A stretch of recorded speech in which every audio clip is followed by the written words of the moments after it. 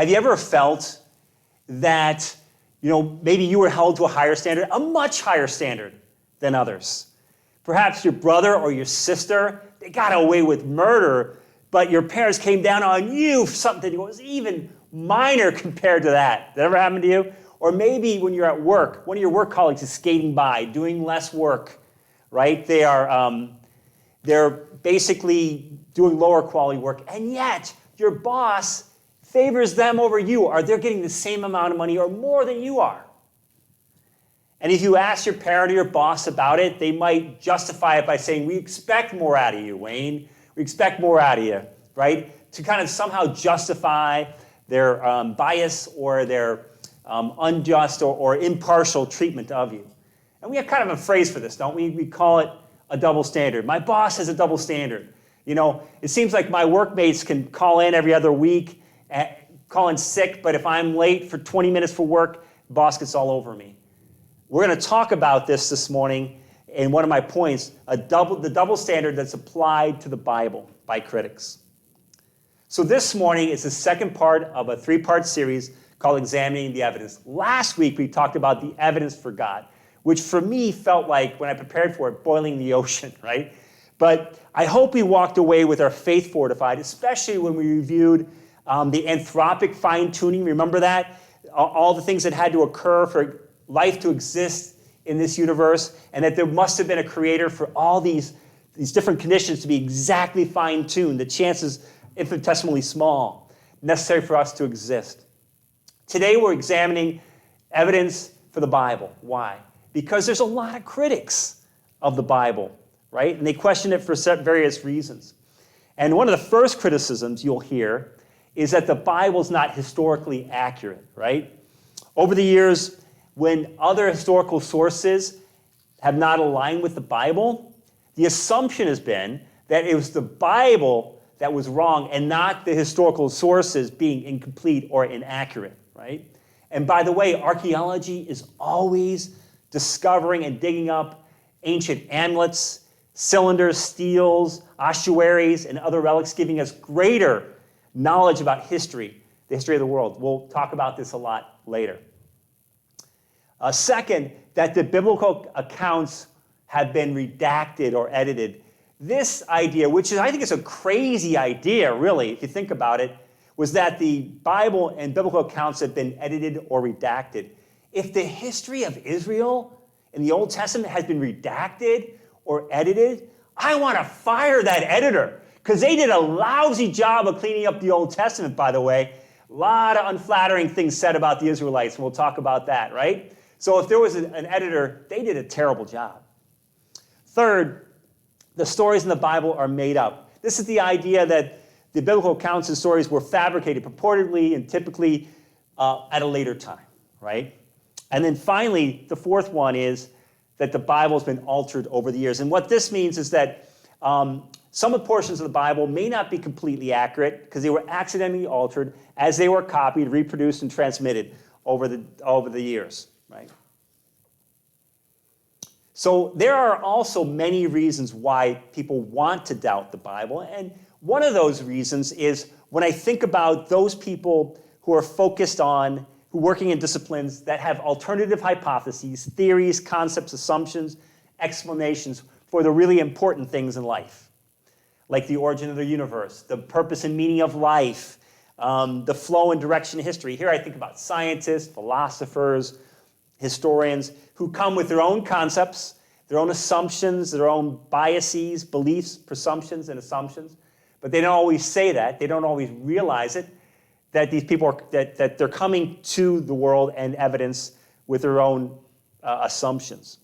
Some folks may have heard secondhand, and maybe you've talked to some of these people, and they're probably the easiest to talk to, especially after this sermon, that they say, well, there's mistakes in the Bible, or the Bible's not accurate historically, but they've never researched it. They just heard it from other people. But here's the biggest reason why people don't want to cast doubt on the Bible and God. Because they don't want to kneel down before God and make him Lord and Master. They want to run their own lives without any input or guidance or interference from God. And this was totally my dad.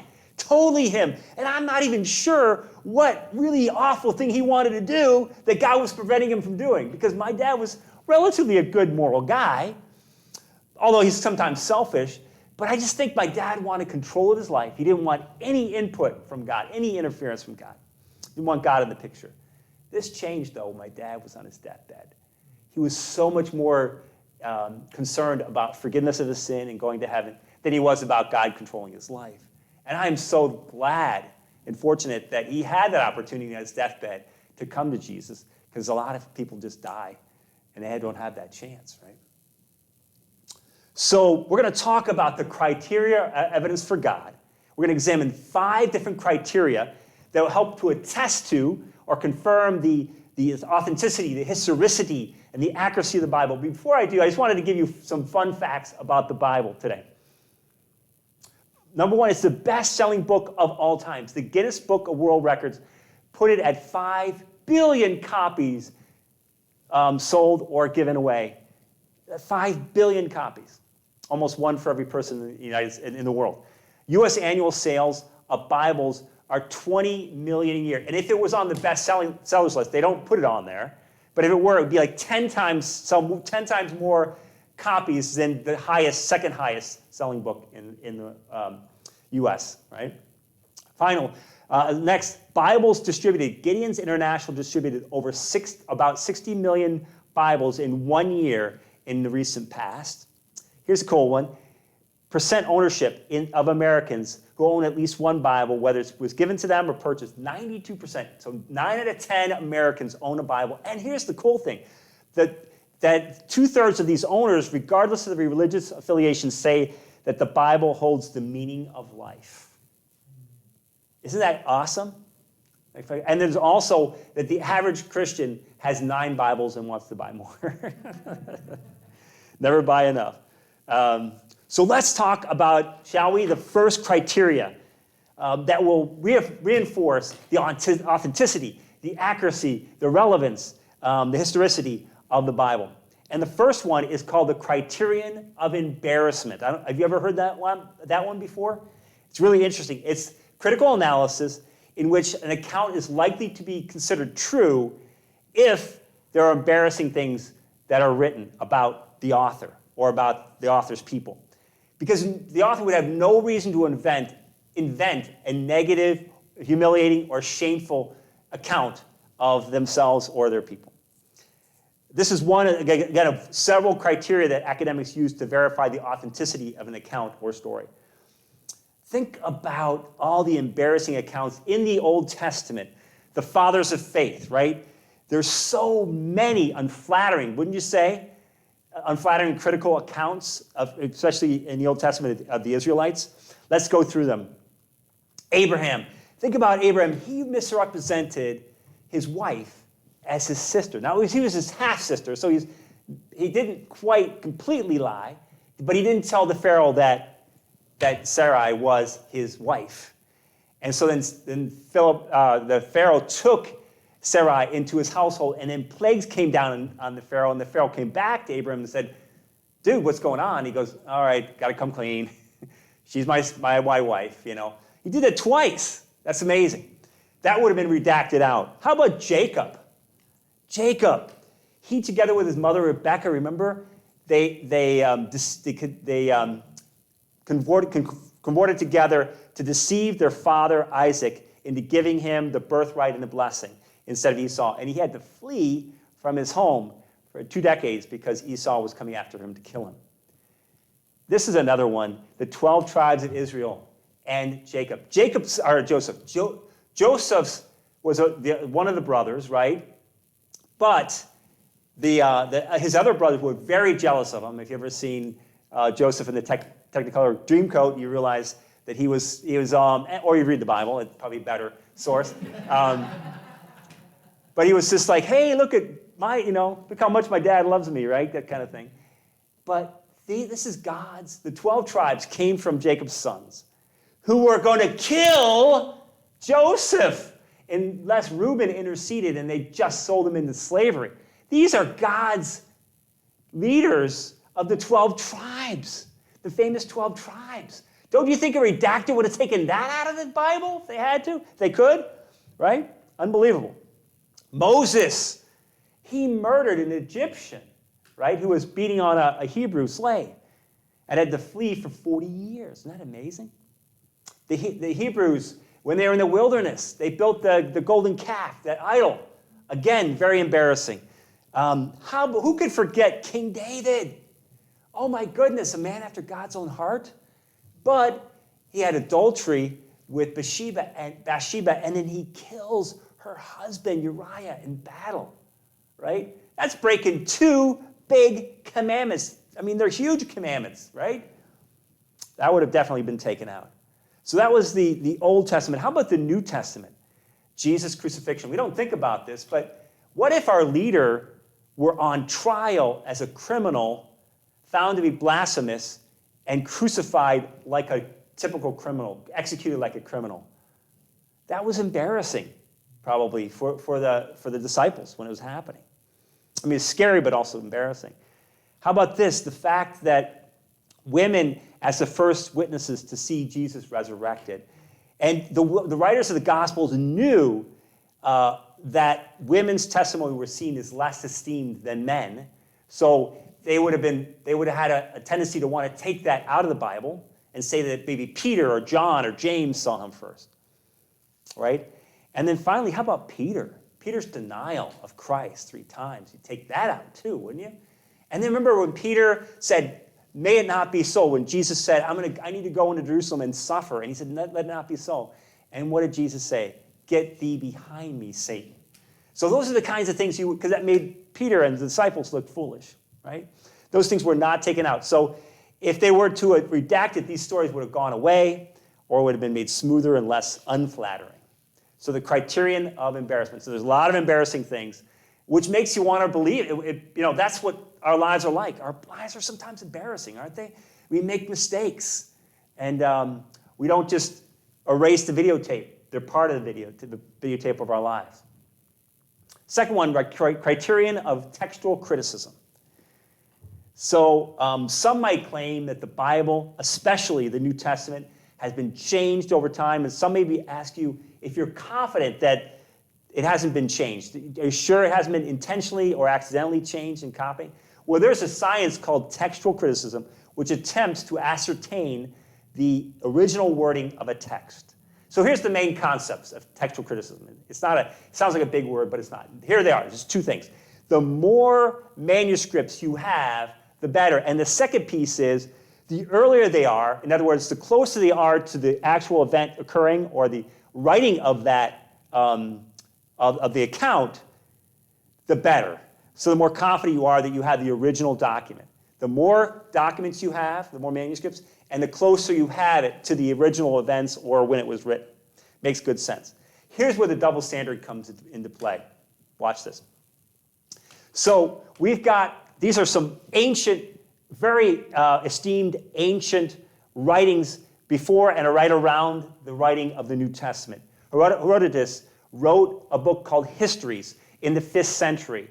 The earliest copies we have, 900 AD, a 1,300-year gap between when it was written and our earliest copies, right? And there's 8 of those. So Thucydides, also, he wrote the history of the Peloponnesian War, okay? And he also wrote it in the 5th century. Again, 900-year AD is the earliest, so the 1,300-year gap, also only eight copies. Here's where the double standard comes in. No classical scholar would ever doubt the authenticity of these 2 accounts, right? Even though there's a 1,300-year gap and there's only 8 of them, they hold them in high esteem. And you can see that Tacitus, we'll talk about him, he's a very famous Roman historian from the 1st century. And some of the other major works from that time period. And look at the gaps, 1,000 years, 950 years, 900 years. Now we go to the New Testament, which is in a league of its own. Look at this. Written between 40 and 100 AD. The earliest copy we have is from AD 130, a full manuscript from 350. So the time lapse or gap is only 30 to 310 years. There are 9,300 Greek manuscripts, 10,000 Latin, and 9,300 others. Isn't that amazing? I mean, there's just, look at the difference in magnitude, right? So this is overwhelming. One of the greatest textual critics ever, F.J.A. Hort, said this, in the variety and fullness of the evidence on which it rests, the text of the New Testament stands absolutely and unapproachably alone amongst ancient prose writing, and no secular historian would disagree with that. Isn't that amazing? So let's move on now to the third criterion of multiple historical attestations, attesting to the historical historicity. There are 7 historical secular sources that attest to the life and ministry of Jesus. And we'll talk about Josephus and Tacitus, but there are others as well. There are others as well. And we're going to only talk a little bit about these two. I'm going to also talk next week, because they also talk about Christ for evidence for Jesus. So, but we're going to talk about just these two this morning. So Josephus is a famous Jewish historian, lived in the 1st century AD, and he wrote about Jewish history. And of course, he then wrote as well about Jesus, right? And it was pretty cool. This amazing, famous passage, the Arabic manuscript found in 1971 is considered the most accurate version of this passage. Listen to how Josephus talks about Jesus. And this is only half of his passage. The other half we'll read next week. At this time, there was a wise man who was called Jesus, and his conduct was good. And he was known to be virtuous. And many people from among the Jews and the other nations became his disciples. Pilate condemned him to be crucified and to die. So there was a man named Jesus, confirms Jesus' existence, that he was good, he was a moral teacher, he was virtuous, that people followed him. Not only Jewish people, but when Paul spread the gospel to the Gentile world. So remembering that Josephus was writing in the second half of the 1st century, so he could see that it wasn't just the Jerusalem church, it had spread. And that Pilate condemned him to be crucified and to die. So that attests very strongly to Jesus, the historicity of Jesus, and who he was, his reputation, the fact that he had a lot of followers, and he was crucified and died. And again, next week we're going to talk a little bit more about some of the other stuff that's kind of cool. Josephus also records the stoning of James, and he calls him James, the brother of Jesus, by a high priest. Josephus also provides detailed, knowledgeable backstory of Herod marrying his brother's wife, and then how Herod had John the Baptist killed. So that was kind of cool as well. I mean, not that he died, but that he was able to attest to that as part of history. Tacitus, considered one of the greatest Roman historians, who lived in the second half of the 1st century and died in 120 AD, wrote about Jesus and the treatment of Christians in Rome under Nero. And here's the passage. Consequently, to get rid of the report of Nero setting fires in Rome, Nero fastened the guilt and inflicted the most exquisite torture on a class hated for their abominations called Christians by the populace. Christus, from whom the name has its origins, suffered the most extreme penalty during the reign of Tiberius at the hands of one of the procurators, Pontius Pilate, and a most mischievous superstition, thus checked for the moment, again broke out, not only in Judea, the first source of the evil, but even in Rome, where all things hideous and shameful from every part of the world find their center and become popular. So basically he's saying that Christ was killed by Pontius Pilate, that the religion spread in Judea and to Rome, and that there was Christian persecution. Things I think now that are very well attested to and very well evidenced. But how would you like to be considered hideous and shameful? I hope that doesn't happen to us, but I see that possibly going in that our beliefs are hideous and shameful and superstitious. So I think it's pretty amazing. Then there are many other accounts that I won't talk about today. I will talk about some of them next week, but also, just for time, can't talk about today. The fourth one is the criterion, and I made this up, of correct cultural, geographic, and political context. This is the idea of getting details about the right towns, rulers, cultural aspects, boundaries, and geography right. If you're an eyewitness, or you talk to eyewitnesses, wouldn't you get all these details right? Almost all of them. And this is easy if you were alive during that time. We would, if someone asked us, who was the president of the United States over the last 20 years, the governors of Illinois, we know some of them, when certain events happened, when technology came out.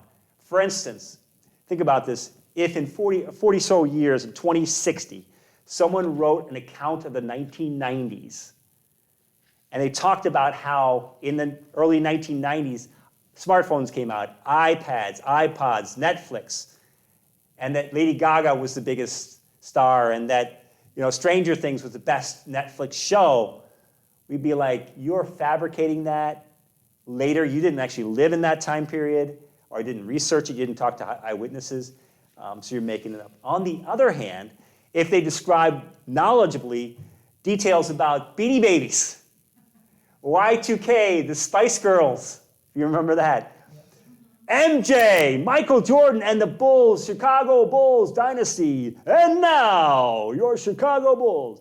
Blockbuster video stores and how that, and every Friday or Saturday night, you go and get 3 videos and watch them during the weekend. Bill Clinton and his presidency. Then we would know that person lived through it that time, or they talked to reliable eyewitnesses. And that's what we see with the gospel writers. They easily got the particulars around geography, rulers, towns, customs, culture, right? Because, or if they weren't alive, they weren't around then, like Luke, they talked to eyewitnesses. So here's a small detail we might miss if we didn't think about it. But Matthew 17, remember when Jesus and Peter were asked to pay a temple tax of 2 drachma each? You remember that? And what did Jesus say? Jesus said, "Go, Peter, and get a fish, and in the fish." The mouth, there was 1 shekel, which is the currency of Israel, right? But they were asked for 4 drachma, which is the Greek currency. And they were asked each to have 2 drachma per. So they needed 4 drachma. Well, the shekel was payment for the tax. And so Jesus knew, Peter knew, as did the gospel writer, that 1 shekel equaled 4 drachma. Now, that might not sound amazing, but if you were going to fabricate that 100 or 200 years later, you would not have known the exchange rate 100 years earlier. If you had to figure out what the exchange rate between the Mexican peso and the US dollar was in 1921, without the Google or any history books or any economics books, the chances of you getting it right would have been pretty much 0, right?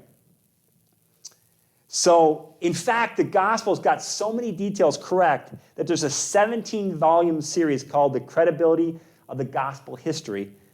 Details about facts that were right, cultural aspects the Gospel writers got right, which demonstrates the writers were embedded in the culture and the times about which they wrote. Another researcher discovered 84 facts in the last 16 chapters of the book of Acts, 84 of these same ones, the proper names of ports, local industries for certain regions, proper lines of boundaries, slang terminology, specific landmarks, local variations in weather and language, proper titles for regional and local officials. In Cyprus, they're called proconsuls. In Philippi, they're called governors. In Thessalonica, they're called politarchs. In Ephesus, town clerks. That's a lot of knowledgeable detail about the leaders of each of these local regions. Luke was with Paul for the second half of Acts, so I'm sure he either asked for the details before he was aboard on the trip and then recorded them along the way.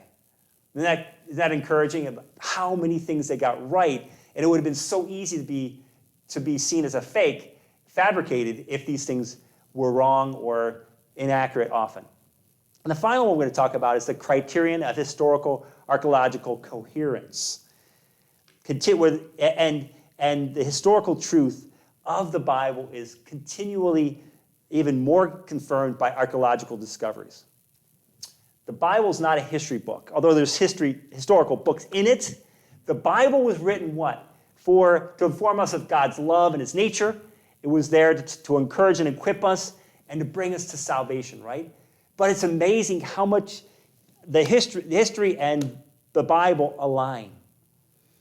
Archaeological findings confirm the Bible's historicity. There are so many examples of the Bible aligning with history. And guess what? Archaeological discoveries in the last 150 years in particular have only created greater confirmation of the Bible's historical accuracy. And there are so many interesting and faith-affirming discoveries. I mean, there's hundreds of them. But I'm just going to talk about 5. 2 from the Old Testament, or 3 from the Old Testament, 2 from the New Testament. The first one is the Babylonian Chronicles, and there were several of these stones, right? The Babylonian Chronicles were written to chronicle Babylonian history by the astronomers, the Chaldeans. We heard about the Chaldeans in the book of Daniel, and we talked about that. The Nebuchadnezzar Chronicle, which is one of the Babylonian Chronicles, also known as the Jerusalem Chronicles, is one in the series, and it contains a description of the first 11 years of the reign of Nebuchadnezzar. Remember King Nebi? Yeah, this is the one who captured Daniel and many other young Jewish leaders and brought them to Babylon. This tablet details Nebuchadnezzar's military campaigns in the west and talks about the siege of Jerusalem in 597, confirming the biblical account. So that's just one. Another one, the Cyrus Cylinder. Do you remember Cyrus the Great took over the Persian Empire? We talked about that at the very end of our Daniel series. Before the cylinder was found in 1879 in modern Iran, the idea that a king of an empire would let people go, exiled people go back to their homeland and rebuild their temple or sanctuary was mocked, seemed unrealistic. However, the cylinder talks about the restoration of cult sanctuaries and the repatronization of deported peoples. Eventually, it was Nehemiah, if you remember correctly, led to a remnant to return to Jerusalem and rebuild the walls. The third one I like to talk about from the Old Testament is the Dead Sea Scrolls. Now, this is a game changer. It's the greatest find. It occurred in 1947 near the Dead Sea, about 8 miles from Jerusalem. There were 975 manuscripts. 230 of them were from the Bible. These texts are of great historical, religious, and linguistic value because they include the second oldest known surviving manuscripts of the Hebrew Bible, dating back to 250 BC. This puts scholars much closer to the time of these texts' origin. But here's the biggest takeaway I want you to walk away with: the textual reliability. That is, after centuries, actually more than centuries, millennia of reproducing and copying the Bible, the Dead Sea Scrolls demonstrate how accurately the Old Testament is transmitted over those centuries and those millennia, how accurate they were. It's pretty encouraging. And finally, the 2 from the Old Testament. So we have Caiaphas, ossuary. Okay, do you remember when Jesus was brought before the Sanhedrin? He was on trial. Do you remember that in Matthew 26? The high priest's name was Caiaphas, and when Jesus confirmed that he was the Christ, the Son of God, what did Caiaphas do? Tore his robes and said, "You're blasphemous. You're blasphemous." And so Caiaphas, ossuary, was found in 1990 on the south side of Jerusalem, which is the baddest part of town, by the way. South side of Jerusalem, baddest part of town. If you go down there, you'll find a man named Caiaphas. And man, that guy was bad. And what they found was this ornately decorated coffin, essentially, as a man of honor would have, and would have designed it. And it was inscribed Joseph, the son of Caiaphas, which attests to the biblical accounts of Jesus' trials. So that was kind of cool. And then the final one is the pool of Siloam. Do you remember when Jesus healed the blind man? He spat into the mud and put it on. The man was blind from birth, and he didn't have to, I guess, do that, but he made the mud, put it in the eyes, and he told him to cleanse himself in this pool. It was discovered in 2004 when there was some problems with a sewer line, and then they found this and then excavated it. This pool was built in the 1st century AD and destroyed by the Roman emperor in 70 AD during the Jewish rebellion. So next week, we're going to talk even about some more archaeological findings, more historical attesting of Jesus and so forth. But there's one that in particular that I saved for next week, talks about the veracity of the details around Jesus' crucifixion. So now let's revisit some of the major criticisms of the Bible and how we address them today. So the Bible is not historically accurate. This morning we've shown that archaeological findings continue to confirm and attest to the accuracy of the Bible. We talked about 5 of them, and we also talked about 1st century AD historians Josephus and Tacitus and how their accounts confirm the accuracy of the Bible. Next, the biblical accounts have been redacted or edited. Again, if the Old Testament had a redactor, they're fired. They'd fire them because they did a terrible job. Because both the Old and New Testaments have several embarrassing accounts in them that show the Israelites and Christians in an unflattering light. We call this the criterion of embarrassment, which means that it's most likely to be true if it's very embarrassing, right? But when you have accounts that only show people in positive lights, and that's exactly what the histories of kings were back then, when histories were written by and for kings, it always showed, like with Cyrus and other people, it would always show them as great, victorious, and only in positive light. That's how things were written. But this made the Bible kind of unique in that it showed the foibles and the strength of Israel, right? And so that kind of it makes you go, yes, there wasn't redaction here. That the stories in the Bible are made up.